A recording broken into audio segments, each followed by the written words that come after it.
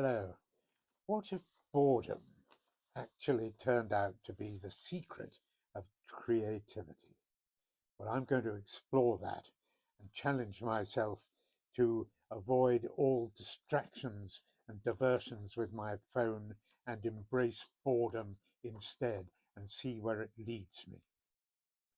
I'll let you know how I get on. Leonardo da Vinci doodled when he was bored, and he produced prototypes for the helicopter, the submarine, and all kinds of other interesting inventions that were not actually built until centuries later. But he was a man who used boredom profitably, that's for sure.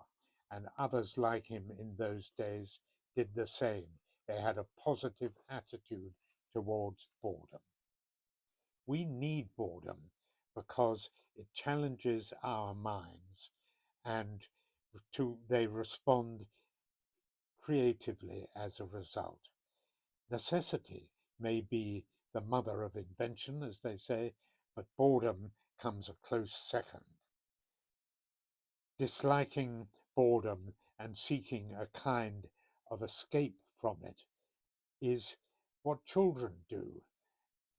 But it's become the norm for us as well because it's so easy to find distraction, diversion, and entertainment that requires no mental response.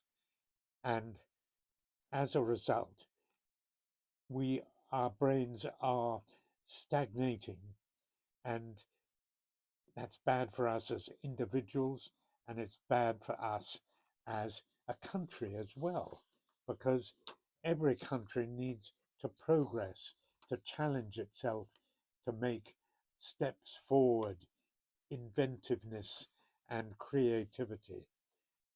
And where self-defeating, we're embracing self-defeating behavior when we should be doing the opposite.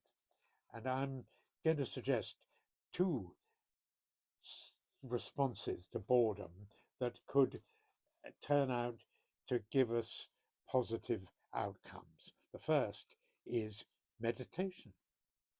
Why not? Instead of doom scrolling through your mobile phone, why not tell yourself that your next time of boredom, you're going to allocate perhaps 30 minutes to positively meditating by emptying your mind of all distractions and simply visualizing a shining expanse of water, a sea of tranquility. Open your mind to new ideas and see where it takes you. At least it'll give your mind and brain a rest for 30 minutes, if nothing else. Secondly, try kick-starting the idea of creativity in a downtime when you're feeling a bit bored. Tell yourself you're going to use that time to write a little poem in your head. Just 3 or 4 lines. Can be about a person, a place, just how you're thinking, because poetry is a great tool for addressing your feelings and emotions and learning about yourself, learning how you're feeling, and it's a great response.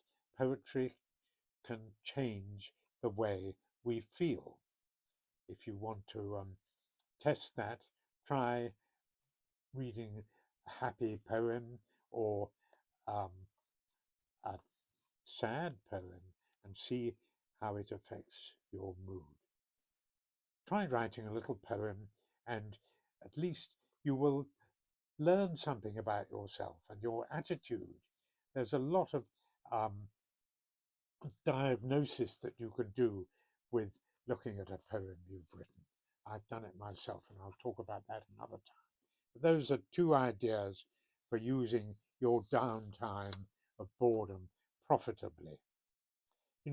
Many great discoveries in the past were made in times of boredom.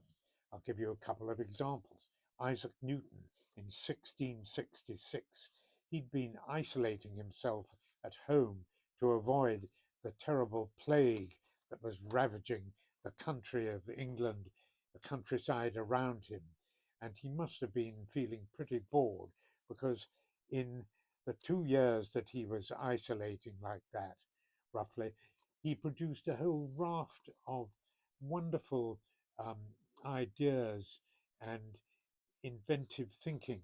That's when he came up with the idea of gravity, when he was sitting in his garden, probably a bit bored, and an apple fell on his head, and bingo, he came up with gravity and the whole new concept of the universe that uh, lasted for hundreds of years.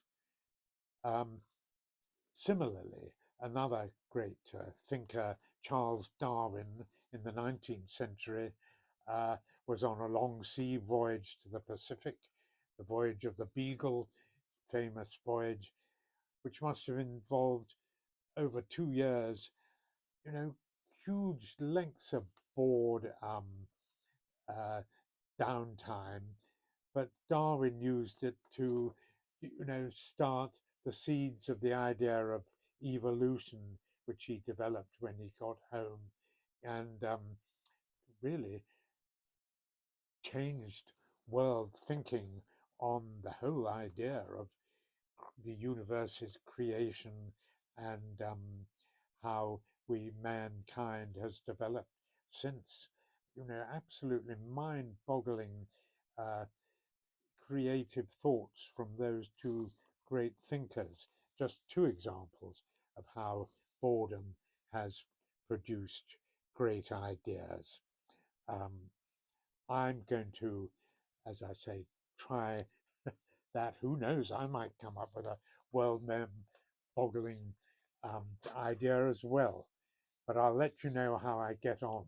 And I'd love to know your thoughts on the process, whether you've tried using boredom profitably yourselves. Do let me know. Poetrychangeslives.com is my website. My channel on YouTube is Poetry Changes Lives 315, and my email is poetrychangeslives@gmail.com. I'd love to hear from you. Thanks for listening today.